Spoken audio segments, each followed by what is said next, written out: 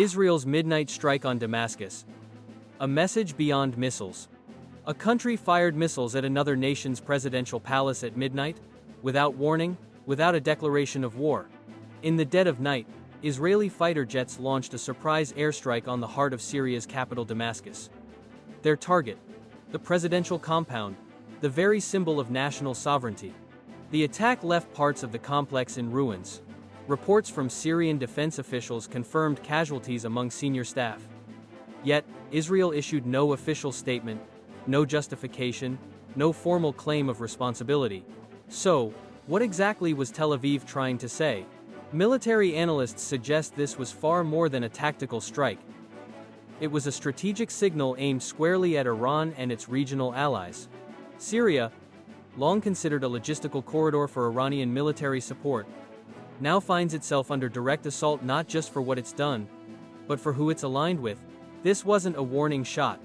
This was a deliberate show of force in a region already teetering on the edge. The broader implications are chilling. Striking the head of state's office, in any country, breaks an unwritten rule of geopolitical engagement. It elevates the conflict from a border dispute to a confrontation between state sovereignties. For context, Syria's GDP sits around $60 billion, roughly 0.2% of the United States's. Yet it's now playing a role in a regional chess game that could destabilize economies far larger. Is Israel laying down a new doctrine in Middle East warfare? Or is this the beginning of a much larger and more dangerous campaign?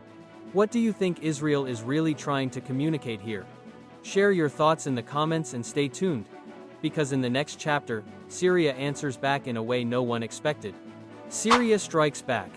A devastating answer to Israel's assault. Within just 10 hours, Israel went from attacker to target, its prime minister's office reduced to rubble.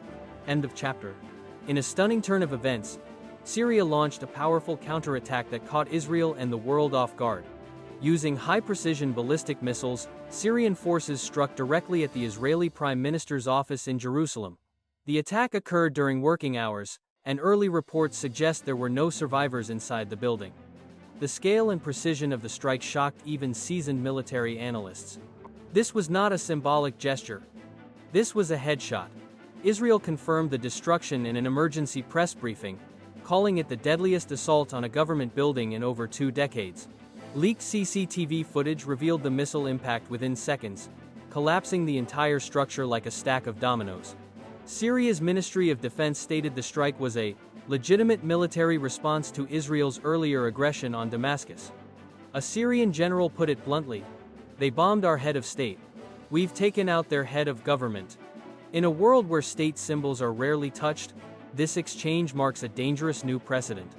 To put this in economic terms, the damage done to the Israeli government in just 24 hours may not be quantifiable in dollars alone, but with Israel's GDP at over $520 billion, even symbolic instability can rattle markets and investor confidence.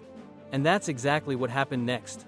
The strike ignited a wave of panic across Israel, triggering emergency security measures and cabinet meetings held in underground bunkers.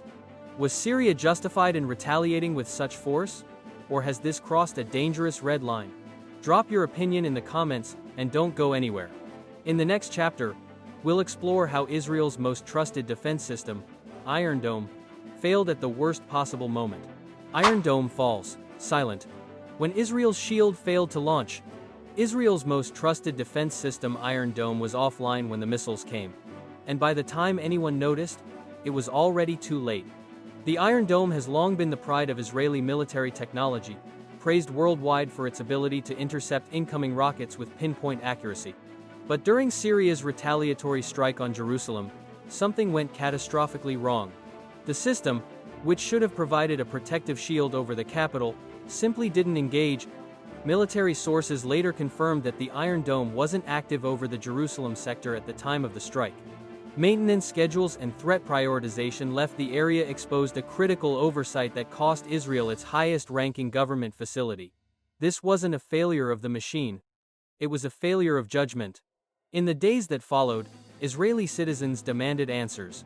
How could such a glaring vulnerability exist in a nation that spends over $23 billion annually on defense, roughly 4.5% of its GDP? How could the very heart of the country be left unguarded? Some analysts speculate that defense systems were redeployed to the north in anticipation of Iranian retaliation, leaving the south vulnerable.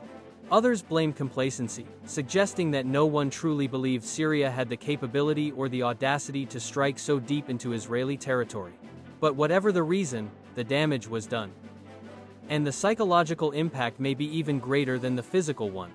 When your national shield doesn't activate, the entire country begins to wonder, what else is vulnerable? Do you think Israel miscalculated its defenses, or was it caught in a multi-front trap? Comment below with your take, and stay tuned. In the next chapter, we'll dive into the chaos on the ground where ordinary Israelis are starting to lose faith in their leaders. A nation in panic. Israel faces civil unrest and leadership void. No leader, no answers. Just sirens, smoke, and citizens asking, who's really in control? In the aftermath of the devastating missile strike on the Prime Minister's office, Israel wasn't just dealing with physical destruction, it was facing a full-blown leadership crisis. With no designated interim prime minister, no clear command structure, and communication fragmented, the vacuum at the top left millions of Israelis confused, angry, and scared. Across the country, panic spread fast. Sirens echoed in cities like Tel Aviv, Haifa, and Beersheba. Emergency hotlines were overwhelmed. Grocery stores were stripped bare of essentials, bottled water, canned food, batteries. Local media reported that the demand for survival gear surged by over 300% overnight. But it wasn't just fear, it was fury. Thousands took to the streets, not to protest Syria, but to protest their own government. The Israeli public, long used to military confidence and strong leadership, was now staring into an abyss of silence and indecision. How could a country with one of the most advanced militaries in the world and a GDP of over $520 billion be brought to its knees in less than 24 hours? This wasn't just a military misstep, it was a political implosion. Cabinet meetings were hastily convened in underground bunkers. Security protocols were maxed out. Yet for many ordinary Israelis, these responses felt too little, too late. Faith in the system was shaken. And as one protester told a news crew, "We're not afraid of enemies outside. We're afraid no one's steering the ship." Ho! What would you do if your country's leadership simply disappeared during a crisis? Do you believe Israel's internal system can recover from this shock? Drop your thoughts below because next, we're turning the camera outward to see how the rest of the world is reacting to this unprecedented spiral. The world responds. Applause, outrage, and global uncertainty. As missiles hit Damascus and Jerusalem, the diplomatic dominoes began to fall hard and fast. And the international community watched in disbelief as two government centers, one Syrian, one Israeli, were leveled within 24 hours. What started as a regional confrontation quickly spiraled into a global concern. The United Nations issued a rare emergency condemnation of both strikes, calling them violations of international norms. Secretary General Antonio Guterres warned that targeting heads of state and government could destabilize not only the Middle East but also the fragile global diplomatic balance. The European Union echoed those concerns. In a joint statement, EU leaders urged maximum restraint and demanded an immediate ceasefire. But elsewhere in the world, the tone was very different. Several Arab nations, including Egypt, Iraq, Algeria, and Lebanon, issued strong statements of support for Syria. They framed the Israeli strike on Damascus as an act of open aggression, and Syria's retaliation as a legitimate defense of sovereignty. Even nations that previously maintained quiet ties with Israel like the United Arab Emirates and Bahrain went silent. That silence spoke volumes. Meanwhile, Iran stepped forward with full-throated support for Damascus. Its leaders warned that any further attack on Syria would trigger a broader military alliance response. Translation: the next round could involve more than just Syria. From a geopolitical standpoint, Israel may now find itself more isolated than ever before. And in today's interconnected world, diplomatic isolation can ripple into economic downturn. Foreign investment, already shaky, is now under severe strain. Risk models are being rewritten as global markets assess the likelihood of a broader war. Do you believe the world's response has been fair or dangerously one-sided? Should global powers step in more forcefully or stay out of this firestorm? Leave your thoughts in the comments and don't miss what's next. We head to the front lines of Golan, where war preparations are now fully underway.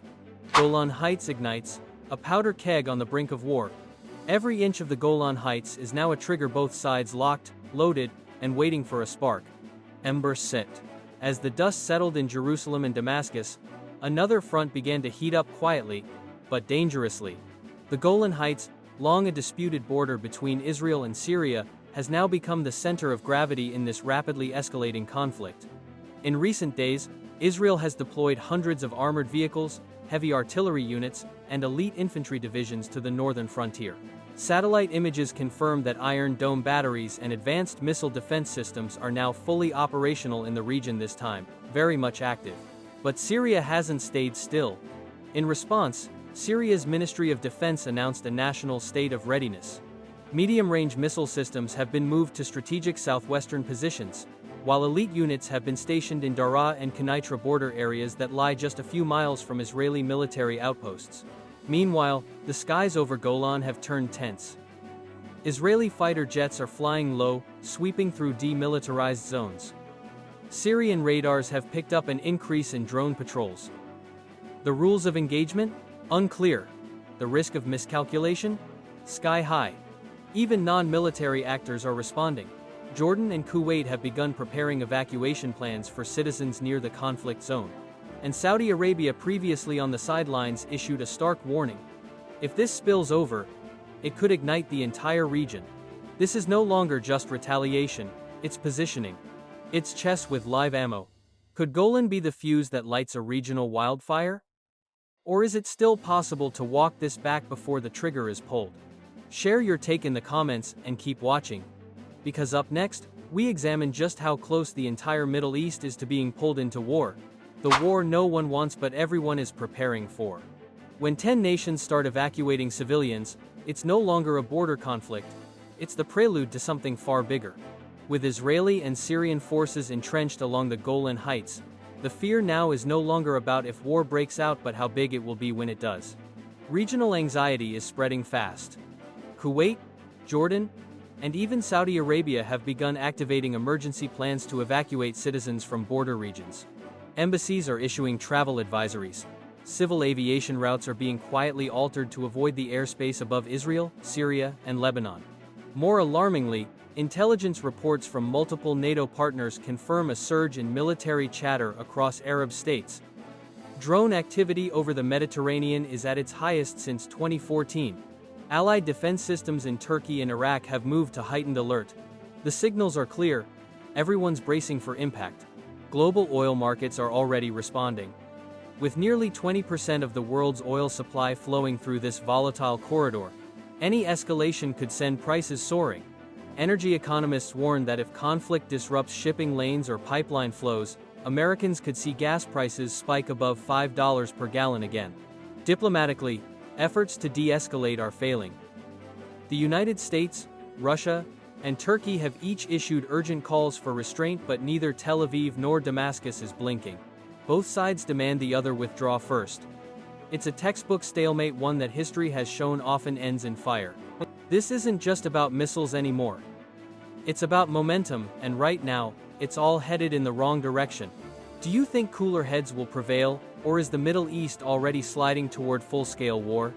Drop your opinion in the comments and don't miss what's next.